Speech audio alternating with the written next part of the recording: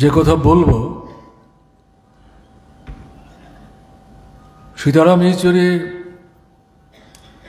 পার্টির সাধারণ সম্পাদক হওয়ার আগে থেকেই এবং বিশেষভাবে সাধারণ সম্পাদকের দায়িত্বে বৃত হওয়ার পর আন্তর্জাতিক যে পরিস্থিতি,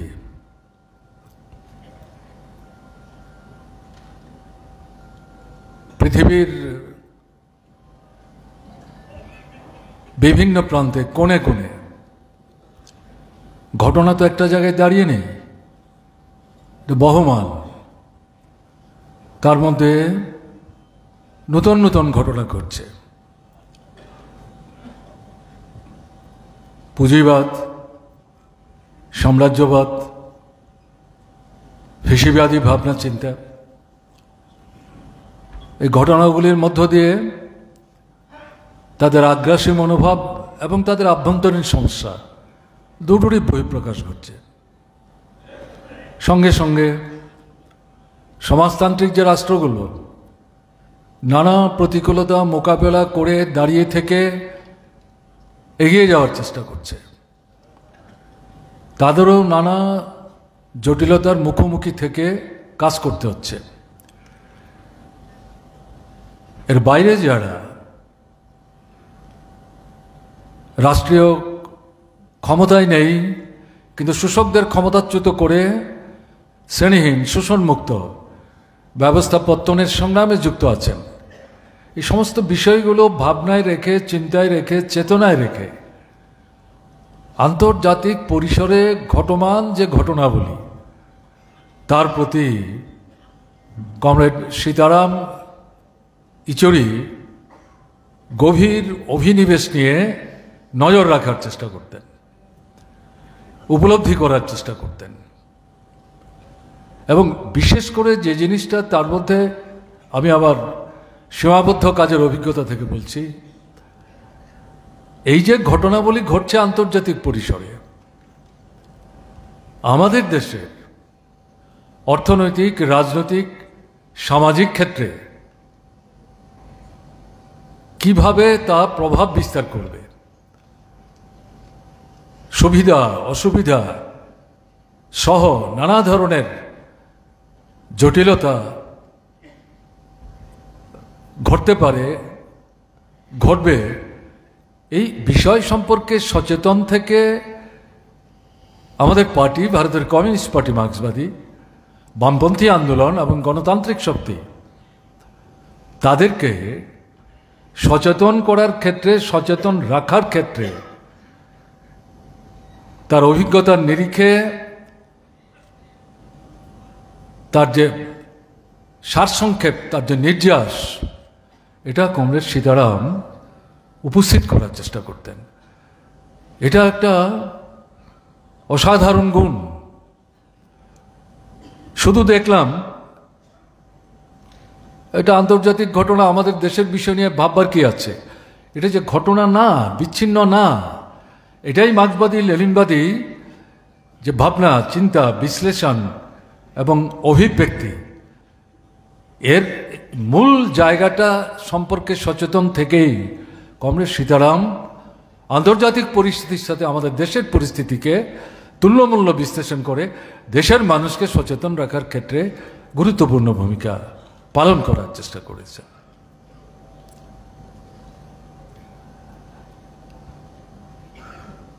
এবং আপনারা শুনছিলেন কমরেড প্রকাশ বলছিলেন যে আমাদের দেশে বর্তমান সময়ে আরএসএস ফ্যাসিবাদী ভাবনার ধারক এবং বাহক হিসাবে এখানে তথাকথিত হিন্দুত্বের স্লোগানকে সামনে রেখে ভারতবর্ষের সভ্যতা, সংস্কৃতি সমস্ত কিছুকে ধ্বংস করে দেওয়ার যে প্রচেষ্টায় নিয়োজিত, এদের বিরুদ্ধে শ্রেণীগত দৃষ্টিভঙ্গি থেকে,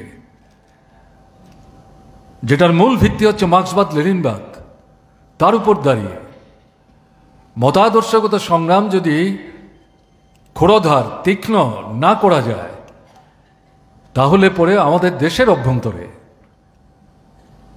গণতন্ত্রের সংগ্রাম, সংবিধান সুরক্ষার সংগ্রাম, তার চাইতে বড় কথা শ্রেণীহীন শোষণমুক্ত সমাজ গড়ে তোলবার জন্য যে সংগ্রাম আমরা করছি, সেই সংগ্রামে কিন্তু সাফল্য আনা সহজ হবে না।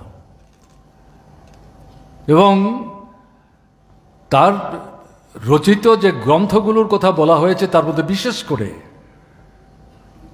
আরএসএস সম্পর্কে প্রণিধানযোগ্য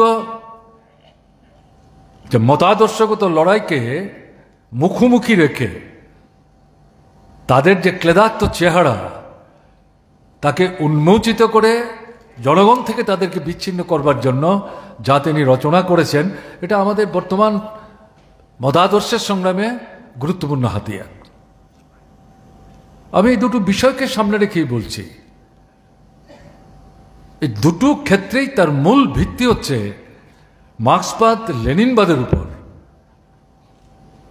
তার যে অগাধ সুনিবিড় যে আস্থা, বিশ্বাস, তার অধ্যয়নের মধ্য দিয়ে, তার উপলব্ধির মধ্য দিয়ে তার যে যথার্থতা, সেটা বাহ্যিকভাবে গ্রহণ না, আন্তরিকভাবে গ্রহণ করতে পেরেছিলেন বলেই এই দুদিক থেকে, কি আন্তর্জাতিক পরিসরে কি জাতীয় ক্ষেত্রে, সীতারাম ইয়েচুরি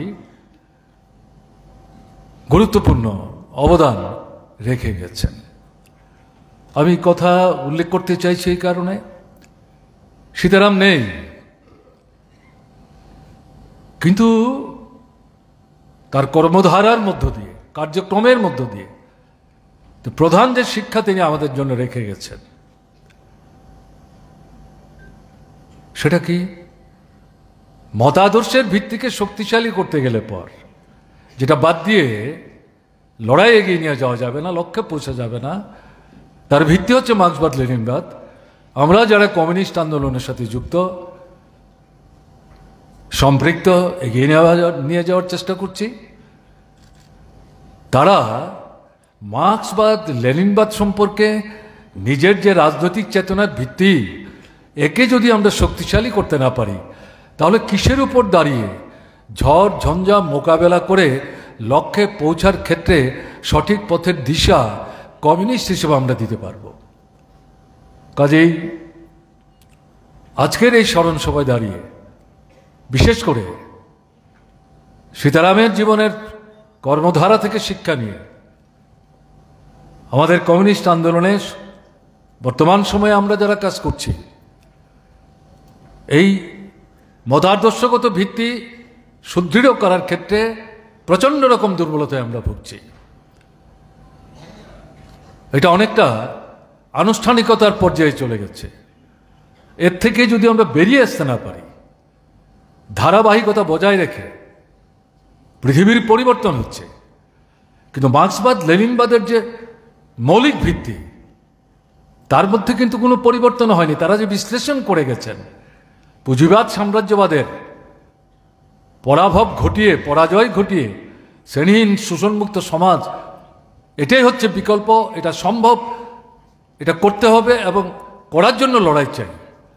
এই যে ভিত্তিটা, এই ভিত্তিটার উপর যদি আমরা আমাদের আস্থাকে সুদৃঢ় করতে না পারি, প্রগাঢ় করতে না পারি, বিশ্বাসকে যদি সংহত করতে না পারি, তাহলে তো সীতারাম ইয়েচুরির স্মরণসভা এটা ফুলমালা দিয়ে আনুষ্ঠানিক শ্রদ্ধা নিবেদন করা হবে।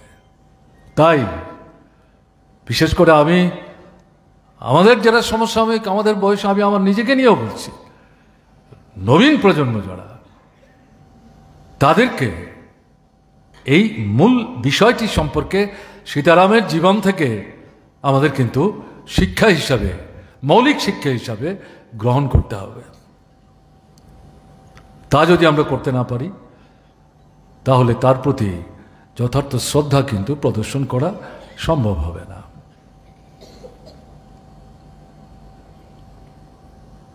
আমাদের দেশের বর্তমান যে পরিস্থিতি, এটা ঠিক কৌশলগত দিক থেকে জনগণের সামনে, দেশের সামনে প্রধান বিপদ আরএসএস নিয়ন্ত্রিত বিজেপি, সাম্প্রদায়িক শক্তি, ধর্মান্ধ শক্তি এবং পুঁজিবাদের মুখ্য মুখ হিসাবে আমাদের ভারতবর্ষে যারা কাজ করছে, এদের যে সমন্বয়, এরা দেশকে ধ্বংস করে দেওয়ার চেষ্টা করছে। এদেরকে পরাস্ত করতে হবে, বিচ্ছিন্ন করতে হবে। সেই লক্ষ্যকে সামনে রেখে একটার পর একটা নির্বাচনে ব্যাপক অংশের শক্তিকে সমবেত করে লড়াইকে তেজি করার চেষ্টা হয়েছে। শুনছিলেন 24-এর নির্বাচনে পুরোপুরি পরাস্ত করা যায়নি, কিন্তু দুর্বল করা হয়েছে, সম্ভব হয়েছে। এটা ছোটখাটো সাফল্য মনে করার কারণ নেই, কিন্তু গভীর অভিনিবেশ নিয়ে আমরা যদি আত্মসমীক্ষা করি,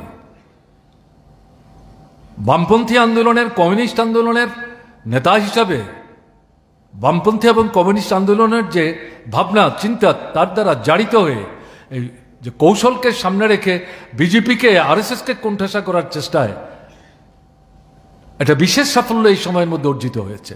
কিন্তু তার পাশাপাশি আমাদের বামপন্থী শক্তির বিকাশ এবং বিস্তারের প্রশ্ন যদি আমরা অন্তর্ভীতি দৃষ্টি নিয়ে দেখবার চেষ্টা করি, তাহলে কিন্তু আমাদের অগ্রগতি সেভাবে প্রত্যাশা মতো ঘটছে না, আমরা ঘটাতে পারছি না। এই যে বাস্তব দুর্বলতা, একে ঢেকে রাখার কিন্তু কোনো সুযোগ নেই, একে অস্বীকার করার কোনো সুযোগ নেই। এই জায়গাটায় দাঁড়িয়ে সীতারামের উপস্থিতিতেই কি পলিট ব্যুরো, কি পার্টির কেন্দ্রীয় কমিটি, লোকসভা নির্বাচনের আগে, লোকসভা নির্বাচনের পরে সামগ্রিক পরিস্থিতির মূল্যায়ন করে এই দুর্বলতার বিষয়টি চিহ্নিত হয়েছে এবং সেখানে বারবার এই বিষয়টাতেই পার্টি জোর দেওয়ার চেষ্টা করছে, যাতে কমরেড সীতারাম অন্যতম নেতৃত্বের ভূমিকা নিয়েছেন। পার্টি, ভারতের কমিউনিস্ট পার্টি মার্ক্সবাদী, তার যে নিজস্ব শক্তি, নিজের পায়ে দাঁড়াতে হবে, কোমরের শক্তি অর্জন করতে হবে, তার উপর ভিত্তি করে মার্ক্সবাদী কমিউনিস্ট পার্টির প্রসার ঘটাতে হবে। এটা যদি আমরা ঘটাতে না পারি, তাহলে আমরা যে বামপন্থী শক্তিকে সংগত করার চেষ্টা করছি জাতীয় স্তরে বা আমাদের ত্রিপুরায়, 3-4টা রাজনৈতিক দল, সবার শক্তি হয়তো একরকম না, কিন্তু এটা আমাদের উপলব্ধির মধ্যে আছে। বামপন্থী শক্তিকে যদি সংহত করা না যায়, এবং এটা করতে গেলে ভারতের কমিউনিস্ট পার্টি মার্ক্সবাদীর যে গুরুত্বপূর্ণ ভূমিকা, সেই ভূমিকা নিতে গেলে পর তার নিজের যে ভিত্তি, জনসমর্থন, তার যদি প্রসার ঘটানো না যায়, তাহলে গণতান্ত্রিক ধর্মনিরপেক্ষ শক্তিকে আরও ব্যাপক পরিসরে সমবেত করে এই যে মূল যে জনশত্রু রাষ্ট্রের সামনে একটা বিরাট বিপদ উপস্থিত করেছে, তাকে তো বিচ্ছিন্ন এবং সামগ্রিকভাবে পরাস্ত করার কাজটা কিন্তু সম্ভব হবে না। কাজেই এই যে ভাবনা, এই যে চিন্তা, এই যে চেতনা, তার থেকে আমাদের সামনের দিনের যে কাজ, আজকের পরিস্থিতিতে এই প্রসঙ্গটা সামনে চলে আসছে। তাই বিশেষ করে ভারতের কমিউনিস্ট পার্টি মার্ক্সবাদীর সভ্য, সভ্যা, শুভাকাঙ্ক্ষী, সমর্থক, শুভানুধ্যায়ী যারা, তাদের কাছে আজকের দিনে দাঁড়িয়ে সীতারামকে স্মরণে রেখে যেটা বিশেষভাবে বলবো, যে আমাদেরকে যে দুর্বলতায় আমরা ভুগছি,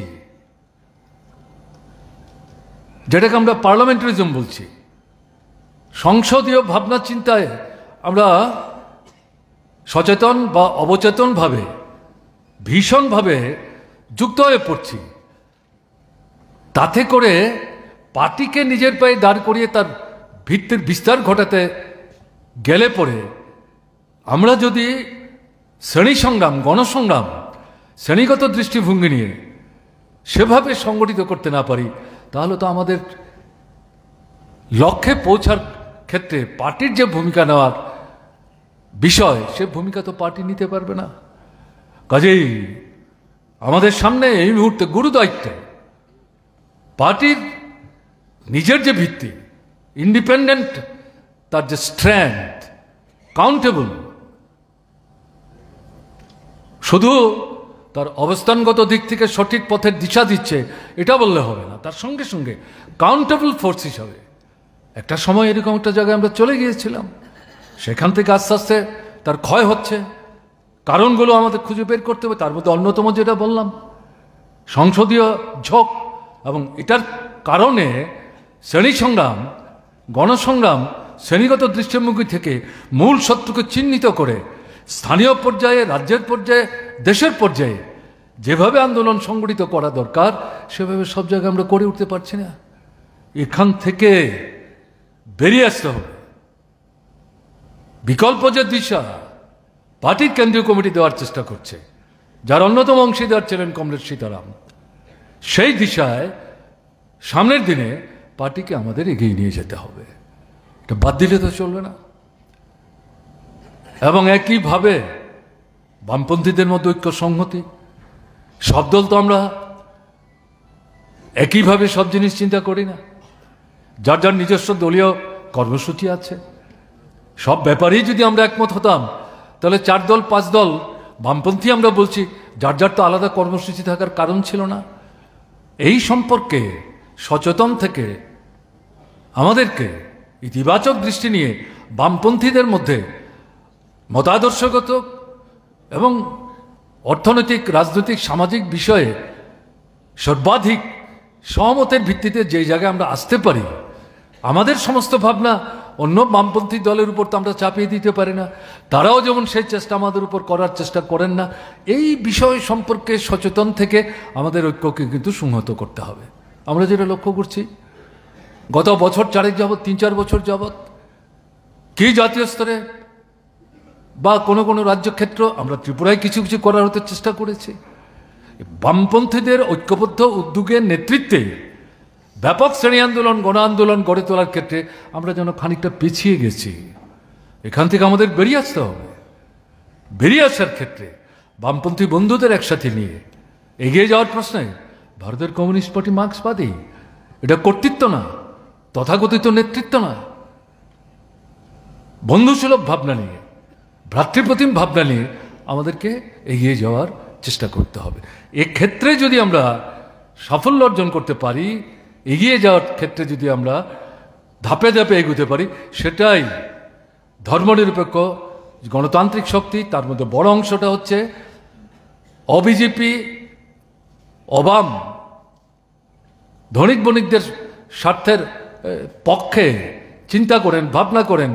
কোনো কোনো রাজ্যে তারা সরকার আছেন, কোথাও কোথাও সরকারে নেই, গুরুত্বপূর্ণ বিরোধী দলের ভূমিকা পালন করছেন, জাতীয় স্তরেও করছেন।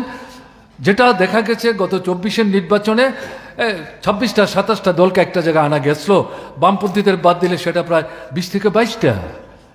এই জায়গাটাকে শুধু ভোট, তার জন্য এটা হয়েছে, তারপর যদি এটার গুরুত্ব কমে যায়, অন্য রাজনৈতিক দলগুলি কি ভাববে পরের কথা, কিন্তু আমরা যারা ভারতের কমিউনিস্ট পার্টি মার্ক্সবাদী করি, বামপন্থী যে রাজনৈতিক দল, আমাদের কিন্তু এই জায়গায় এই যে ক্ষেত্রটা, এই ক্ষেত্রটার গুরুত্ব কোনো মতেই কম করে দেখার সুযোগ নেই। কারণ মনে রাখতে হবে, আমাদের নিজেদের যে শক্তি, জনগণের মধ্যে আমাদের যা ভিত্তি, যত সঠিক পথেই আমরা থাকি না কেন, বরংশের মধ্যে এখনো কিন্তু আমাদের সেই ধরনের বিস্তার আমরা ঘটাতে পারিনি। আমাদের সব ভাবনার সঙ্গে তারা হয়তো একমত না, কিন্তু গণতন্ত্রের প্রশ্নে, সংবিধানের প্রশ্নে, ধর্মনিরপেক্ষতার প্রশ্নে, ধর্ম যার যার, দেশ সবার, রাষ্ট্র সবার, জাতীয় ঐক্য সংহতির চিন্তা করেন, এদেরকে কিন্তু যত বড় পরিসরে আমরা একটা জায়গায় আনতে পারবো, মূল শত্রুকে বিচ্ছিন্ন এবং পরাস্ত করার সংগ্রামে সাফল্য অর্জন করা সম্ভব হবে।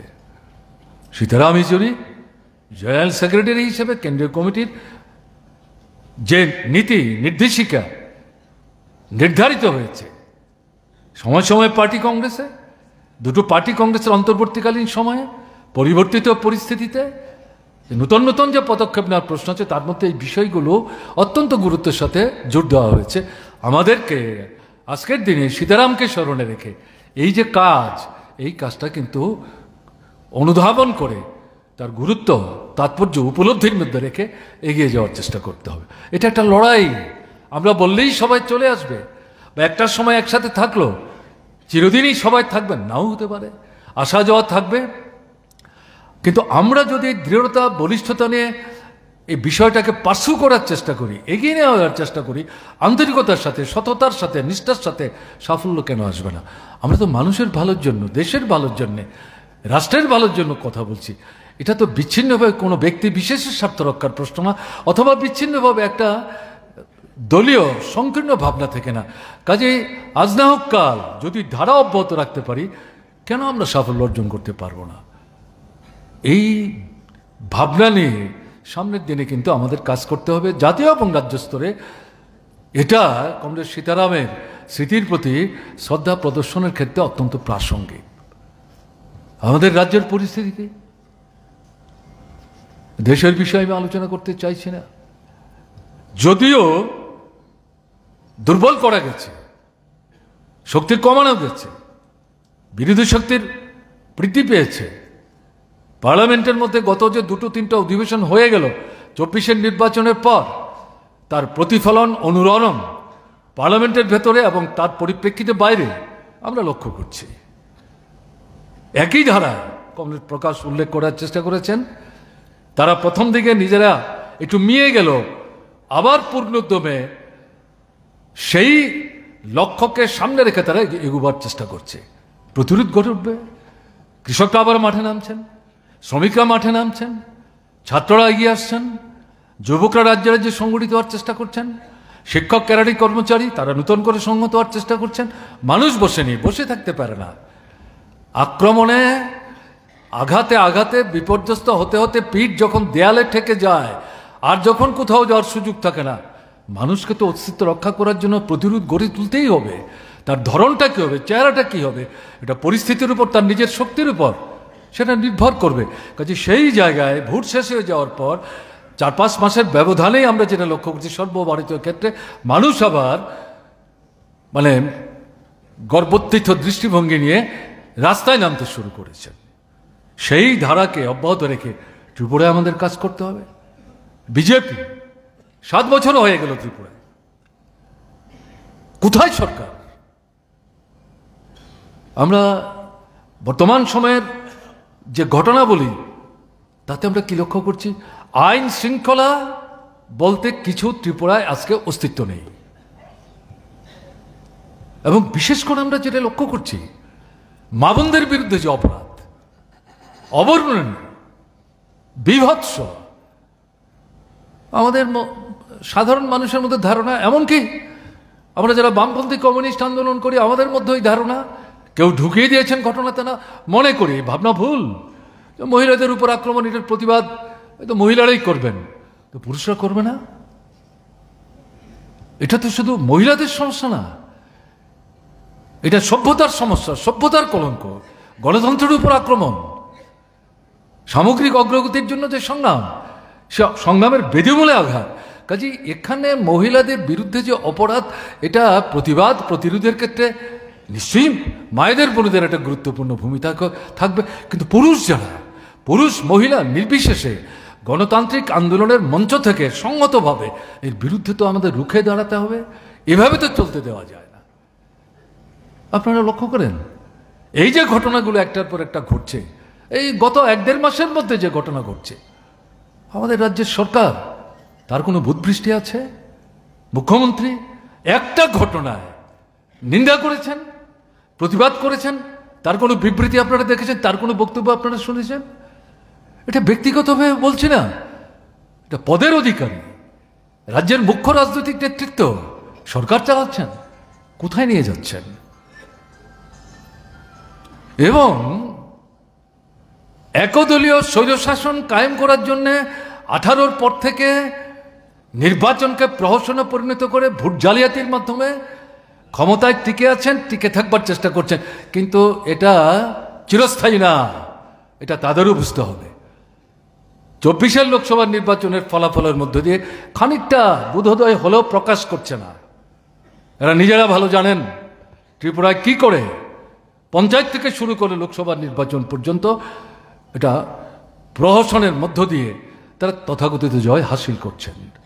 একদলীয় স্বৈরশাসন কায়েম করার চেষ্টা করছেন। এবং এই জায়গাটার মধ্যে মণ্ডল নামধারী যারা অরাজকতা করে চলেছে, লুটের রাজত্ব কায়েম করেছে, এরা যখন যেখানে খুশি মহিলা পুরুষ নির্বিশেষে রাতে বিকেলে দরজা ভেঙে ঘরে ঢুকছেন, লুটপাট করছেন, প্রতিবাদ করার চেষ্টা করলে দৈহিকভাবে আক্রমণ করছেন, শিশুরা পর্যন্ত নির্যাতন মানে রেহাই পাচ্ছে না তাদের হাতে। কাজে এই জায়গায় দাঁড়িয়ে একে তো চলতে দেওয়া যায় না।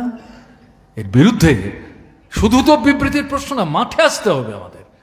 সহ্য করতে পারছে না মানুষ, কিন্তু তার প্রতিফলন ঘটাতে হবে রাজপথে সমবেত হওয়ার মধ্য দিয়ে। এটা বাদ দিয়ে তো অপেক্ষা করলে চলবে না। এবং একই সাথে আমি অন্য বিষয় যদি নাও যাই, সরকার দুর্নীতি এবং বিজেপি সরকার ত্রিপুরায় সমর্থক হয়ে গেছে। কোন অফিসে পয়সা ছাড়া, ঘুষ ছাড়া কোনো কাজ হয় না। আপনারা দেখেছেন বিধানসভায় বিরোধী দলের জনৈক বিধায়ক মুখ্যমন্ত্রীর অফিসের জনৈক অফিসার তাকে ইঙ্গিত করে যেভাবে বললেন যে এই ভদ্রলোক মুখ্যমন্ত্রীর অফিস কোথায় সামলাচ্ছেন, তিনি তো কন্ট্রাক্টরদের সঙ্গেই সারাদিন সময় দিচ্ছেন এবং তার থেকে 4 to 6% নাকি সেখানে ডিসকাউন্ট আসছে। এবং এটা ঘুরিয়ে এটা তো মন্ত্রিসভার সদস্যদের বিরুদ্ধেই সেখানে আঙুল তুলবার চেষ্টা করেছেন।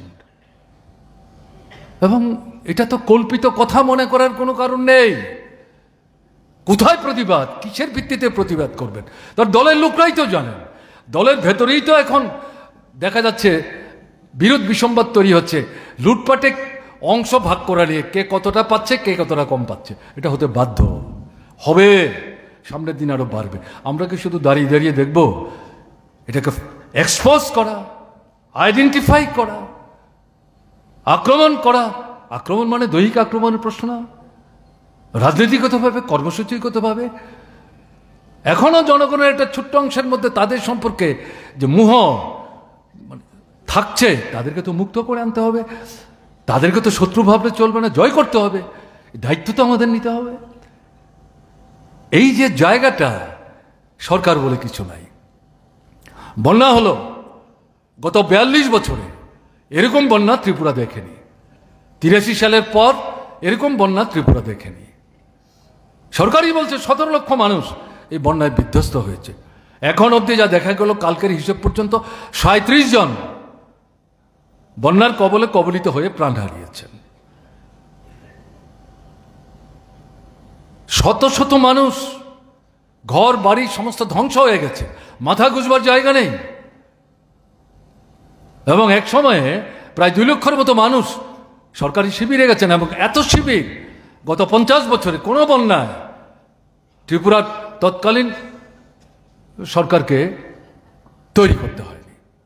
এখন দেখা যাচ্ছে এই বন্যাক্রান্ত বিধ্বস্ত মানুষ, ঘর বাড়ি সমস্ত হারিয়ে অসহায় যারা, তারা যাবেন কোথায়? এখনো যারা শিবিরে থাকবার চেষ্টা করছেন, তাদেরকে জবরদস্তি করে ঘাট ধাক্কা দিয়ে বের করে দেওয়ার চেষ্টা হচ্ছে। কি হচ্ছে এটা? মুখ্যমন্ত্রী 564 কোটি টাকার প্যাকেজ ডিক্লেয়ার করেছেন। টাকাটা কোথায়? টাকা কোথায়? ঘরগুলো তৈরি হবে কি করে? এই একটা না দুটো জায়গায় শুনেছি আমাদের পার্টি নেতারা যারা খবর রাখছেন ঘুরে ঘুরে, তারা বলছেন ওখানে 20,000 টাকা দিয়েছে। 20,000 টাকা আজকের দিনে একটা ঘর তৈরি হওয়া সম্ভব? সাধারণভাবে সরকার যেভাবে গৃহহীন যারা, ভূমিহীন যারা, তাদের ঘর তৈরি করার জন্য 1.25 লাখ 1.5 লাখ টাকা যেভাবে দেয়, বর্তমান পরিস্থিতিতে যেভাবে তাদের বাড়িঘর ভাসিয়ে নিয়ে চলে গেল, এক্ষেত্রে এই পদ্ধতি চলতে পারে? বাধা বিপত্তি অতিক্রম করে সরকারকে বিশেষ উদ্যোগ নিয়ে, সিদ্ধান্ত নিয়ে এদের তো ঘর আগে তৈরি করে দিতে হবে। কোথায় সরকার? সরকার আছে বলে কিন্তু ত্রিপুরার মানুষ বুঝতে পারছেন না। পরন্তু যেটা লক্ষ্য করা যাচ্ছে, সর্বভারতের ক্ষেত্রে বিজেপি, আরএসএস, বিশ্ব হিন্দু পরিষদ যে কায়দা নিয়ে অগ্রসর হচ্ছে, ত্রিপুরাতেও বিজেপি, আরএসএস, বিশ্ব হিন্দু পরিষদ সব জায়গায় সামনে না থাকলো, পেছন থেকে উস্কানি দিয়ে ট্রাইবেল নন ট্রাইবেলের মধ্যে বিরোধ বাঁধাবার চেষ্টা করছে। গন্ডাছড়ার ঘটনা কি আমি বিস্তৃত যাচ্ছি না, শুধু উল্লেখ করছি এখানে কৈতরা বাড়ি রানীর বাজারের পাশে কালীর মূর্তি নাকি কে নষ্ট করেছে, তাকে ভিত্তি করে জনৈক মন্ত্রীর একটু দূরে অবস্থানের সুযোগ নিয়ে পুলিশকে সেখানে সাক্ষী গোপাল হিসেবে দাঁড় করিয়ে রেখে পরিকল্পিতভাবে এই এলাকা দেখতে গিয়েছিলাম। তাতে যা মনে হয়েছে লিস্টি হাতে নিয়ে বাছাই করে করে সংখ্যালঘুদের উপর আক্রমণ কেন্দ্রীভূত করেছে। শিশু 7 মাসের শিশু, তার কপালে হাত দিয়ে উপলব্ধি করার চেষ্টা করছে, বাচ্চাটা একটু ভেমরি খেয়ে উঠছে, ভয় পেয়ে যাচ্ছে মায়ের কোলে, সে পর্যন্ত আক্রান্ত হয়েছে। হচ্ছেটা কি? আর সব জায়গায় লক্ষ্য করলে দেখবেন সব জায়গায় কালী মূর্তি ভাঙছে। অদ্ভুত ঘটনা। এই ঘটনার পর থেকে এই সময়ের মধ্যে 5 থেকে 6টা জায়গায় সব জায়গায় কালী আক্রান্ত হচ্ছে। কোথাও গলা ভাঙছে, কোথাও মাথা উল্টাচ্ছে, কোথাও মূর্তি ফেলে দিচ্ছে। ব্যাপারটা কি? যে এলাকার কথা বলছি কৈতরা বাড়ি, যাদের সঙ্গে কথা বলছিলাম,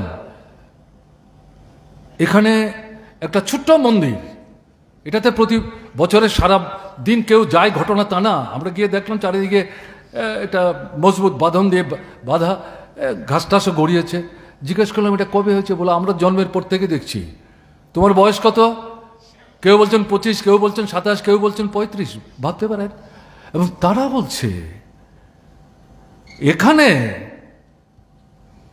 কালী পূজা যখন হয় আমরাই তো সবচেয়ে বেশি চাঁদা দিই, দুর্গা পূজা হয় আমরাই সবচেয়ে বেশি চাঁদা দিই। এখানে হিন্দু মুসলমানের প্রশ্ন নাই, একসাথে মিলেমিশে এই ধর্মীয় অনুষ্ঠানে আমরা অবগাহন করার চেষ্টা করি। সেখানে গিয়ে বলা হচ্ছে মুসলিমদের যে মসজিদ তালা দিয়ে দিতে হবে। অদ্ভুত ঘটনা চলছে। এবং ত্রিপুরা এই সময়ের মধ্যে গত 1 মাসের মধ্যে এরকম 5 থেকে 6টা জায়গায় বিশালগড় সহ বারবার আক্রমণ সংঘটিত করার চেষ্টা হচ্ছে। এটা কিসের লক্ষণ? এটা শক্তি না, দুর্বলতা। যেহেতু মানুষের জীবনের মৌলিক গুরুত্বপূর্ণ জরুরি জ্বলন্ত সমস্যাগুলো সমাধান দেওয়ার মতো কোনো ভূমিকা তারা নিচ্ছে না, অবস্থান তাদের নাই, দৃষ্টিভঙ্গি তাদের নাই। মানুষ যাতে এগুলো নিয়ে কোনো কথা বলতে না পারে তার জন্য এই সমস্ত পদ্ধতি অনুসরণ করে দৃষ্টি ভিন্ন পথে প্রসারিত করার চেষ্টা করছে। কাজ এই জায়গায় দাঁড়িয়ে আমাদের এর বিরুদ্ধে তো রুখে দাঁড়াতে হবে। কাজ চাই, খাবার চাই, মজুরি চাই, জিনিসের দাম কমাতে হবে, কালোবাজারি বন্ধ করতে হবে, বেকার সমস্যার সরা চাই, সমাধান চাই। তোমরাই প্রতিশ্রুতি দিয়েছিলে, কিছুই করছো না এখন। কাজে এই জায়গা এবং সরকারকে সরকারের মতো চলতে হবে। সবকিছু তুলে দিলে চলবে না, শুধু আমলা নির্ভরতা চলতে পারে না।